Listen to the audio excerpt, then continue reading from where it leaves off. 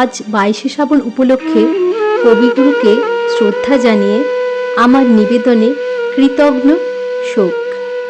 ভোরের বেলা সে বিদায় নিলে, মন আমাকে বোঝাতে বসলে, সবই মায়া।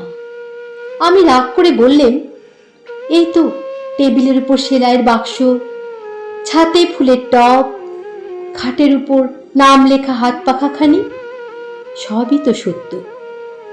মন বললে, তবু ভেবে দেখো। আমি বললেম, থামো তুমি, ওই দেখো না গল্পের বইখানি, মাঝের পাতায় একটি চুলের কাঁটা, সবটা পড়া শেষ হয়নি। এও যদি মায়া হয়, সে এর চেয়েও বেশি মায়া হলো না কেন? মন চুপ করলে। বন্ধু এসে বললে, যা ভালো তা সত্য, তা কখনো যায় না। সমস্ত জগৎ তাকে রত্নের মতো বুকের হাড়ে গেঁথে রাখে। আমি রাগ করে বললেম, কি করে জানলে? দেহ কি ভালো নয়? সে দেহ গেল কোনখানে?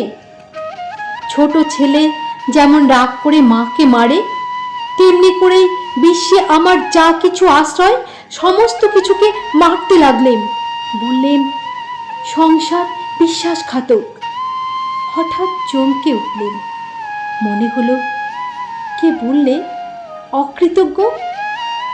জানালার বাইরে দেখি ঝাউ গাছের আড়ালে তৃতীয়ার চাঁদ উঠেছে।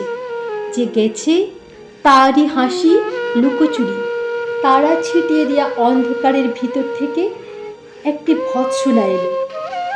ধরা দিয়েছিলেন সেটাই ছিল ফাঁকি, আর আড়াল পড়েছে এটাকেই এত জোর বিশ্বাস। নমস্কার।